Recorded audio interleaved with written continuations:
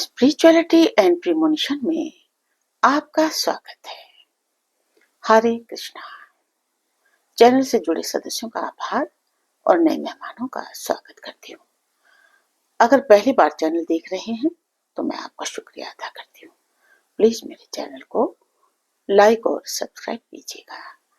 मुझे पूर्ण विश्वास है मेरी विकास यात्रा में आपका सहयोग हमेशा मेरे साथ बना रहेगा। दोस्तों, आज का ये वीडियो मैंने जीवित व्यक्ति के पिंडदान पर बनाया है। जीवित व्यक्ति के पिंडदान पर बनाया है। पिंडदान हिंदू धर्म में एक महत्वपूर्ण धार्मिक क्रिया है जो विशेष रूप से मृतक की आत्मा की शांति और पूर्वजों की तृप्ति के लिए किया जाता है। शास्त्रों के अनुसार पिंडदान से मृतक की आत्मा को शांति मिलती है और उसका पितृलोक में सुखमय स्थान प्राप्त होता है। उसको पिंडदान का उद्देश्य मृतक के आत्मा को शरीर से मुक्त करना और उसके पितरों की तृप्ति करना होता है। जब कोई व्यक्ति मृत्यु के बाद अपने शारीरिक रूप से मुक्त हो जाता है तो उसकी आत्मा की शांति के लिए पिंडदान करना आवश्यक होता है। ये क्रिया मृतक के परिवारजनों द्वारा विशेष तिथि पर की जाती है, जैसे त्रयोदशी, 13वीं या अन्य शुभ अवसरों पर। पिंडदान की विधि के अनुसार इसे किसी पवित्र तीर्थ स्थान पर किया जाता है जहां श्रद्धालु तिल, चावल, दूध, घी आदि से पिंड बनाकर चढ़ाते हैं। इस क्रिया के माध्यम से पितृदोष नष्ट होता है और व्यक्ति को पुण्य की प्राप्ति होती है। इसके अतिरिक्त पिंडदान परिवार के सदस्यों के लिए भी फायदेमंद होता है क्योंकि ये जीवन में मानसिक शांति और समृद्धि का कारण बनता है। इसे एक प्रकार से आत्मिक उन्नति और परिवार में सुख शांति बनाए रखने का उपाय भी माना जाता है। पिंडदान का महत्व न केवल मृतक के लिए बल्कि उसके परिवार के लिए भी अत्यधिक आवश्यक होता है।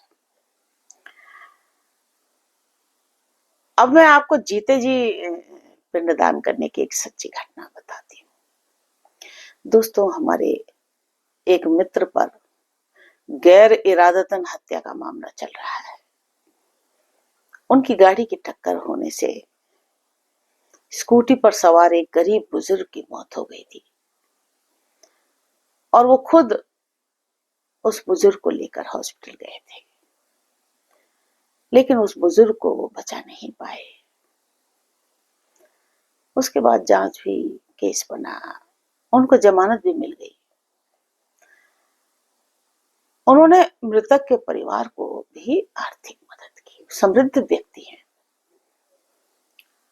लेकिन उस घटना के और बड़े धार्मिक भी हैं, लेकिन उस घटना के बाद से वो लगातार डिप्रेशन में रहे और उन्होंने ये हालत हुई थी कि अपने ऑफिस भी जाना बंद कर दिया था।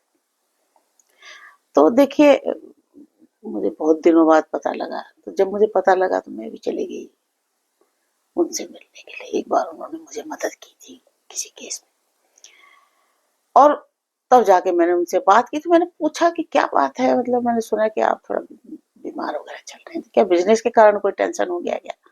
तो बोले कोई कुछ नहीं। उसके बाद फिर काफी 1-1.5 घंटे बाद बोले कि मैडम, मैंने बहुत कोशिश की लेकिन मैं वो इस घटना को भुला नहीं पा रहा हूँ, वो बुजुर्ग का चेहरा भुला भी नहीं पा रहा हूँ। और 30 वर्ष हो गए मुझे, 30-32 वर्ष हो गए गाड़ी चलाते हुए। अब समझ ही नहीं आ रहा मुझे अभी तक मेरे से गलती कैसी हो गई। तो मैंने देखा ये अपराध बोध में वो जी रहे थे और अचानक ही बिना सोचे समझे मैंने उनसे एक बात कह दी। मैंने कहा, एक बात मानोगे मेरी? आपको देखिए या तो गया जाना चाहिए या फिर अगर दूर ना जा सको तो पास में ही गढ़मुक्तेश्वर है, वहां जाकर खुद का पिंडदान कर लो। एकदम चौंक गए, कहा तो सीरियस हो गए थे। बोले अरे क्या बोल दिया आपने? मैंने कहा हाँ बिल्कुल, सत्य कड़वा होता है, इसीलिए आपको अच्छा नहीं लगा। तो बोले पिंडदान तो मरने के बाद होता है। मैंने कहा नहीं, पहले भी कर सकते, ये कोई पाप नहीं है और नहीं आपको कोई नुकसान होगा, बल्कि बहुत हल्का महसूस करोगे और एक नया सा जीवन आपको अच्छा लगेगा। तो उनको ये बोलकर उसके बाद फिर मैंने चाय वाय पी, मैं वापस आ गई और फिर अपने कामों में बिजी हो गई। तो उसके 1.5-2 माह के बाद मेरी उनके जानने वाले से किसी से मुलाकात हुई, तो उन्होंने कहा अब तो ठीक है उनकी तबीयत, ऑफिस वगैरह भी जा रहे हैं। अब भाई मुझे नहीं पता वो गढ़मुक्तेश्वर गए या गया गए या गए कि नहीं, तो मैंने दोबारा कभी नहीं पूछा, लेकिन उन्होंने ऑफिस जाना शुरू कर दिया और अब सामान्य जीवन जी रहे हैं। तो मेरे लिए इतना इशारा काफी था कि उन्होंने बहुत समय बाद, बहुत समय से उन्होंने व्हाट्सएप वगैरह बंद कर रखा था वो घटना के बाद से। लेकिन फिर जब एक दिन उनका बहुत अच्छा मैसेज गुड मॉर्निंग के साथ मुझे मिला, तो मुझे तभी लगने लगा था कि मेरी सलाह पर जो काम है हो चुका था। और जब मैंने और देखिए जब पहली बार जब मुझे पता लगा था कि उनकी तबीयत, जब मैंने पहले उनसे मिलने के लिए सोचा था, तो तब भी मुझे पता नहीं कि वो किसका आदेश था कि मैं क्या सोच के वहां चली गई। और वहां जाकर उनको खुद के पिंडदान का विचार जो मैंने उन्हें दिया, वो भी मेरा कोई पूर्व नियोजित विचार नहीं था, मैं कोई सोच के नहीं गई थी। बस उनके चेहरे पर मुझे अपराध बोध नजर आया।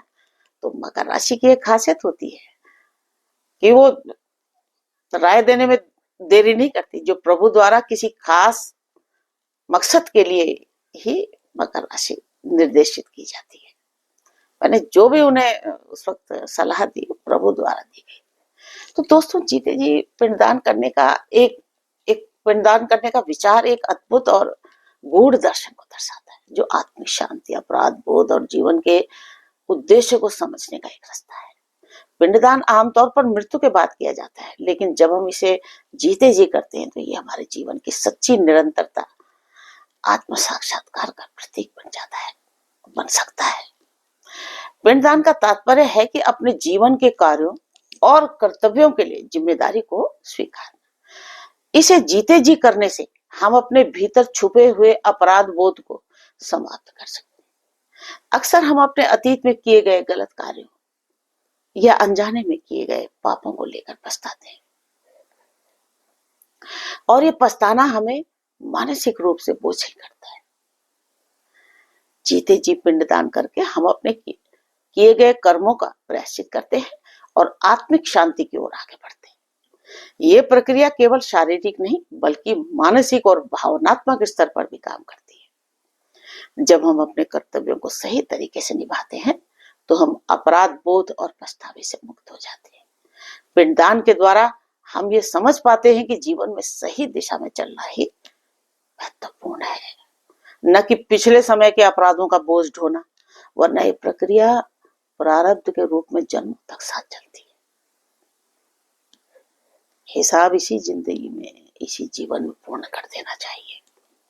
इस प्रकार स्वयं का पिंडदान न केवल एक धार्मिक या सांस्कृतिक क्रिया है, बल्कि ये जीवन के एक गहरे दर्शन को व्यक्त करता है, जो हमें अपने भीतर की शांति प्राप्त करने का मार्ग दिखाता है। राधे राधे।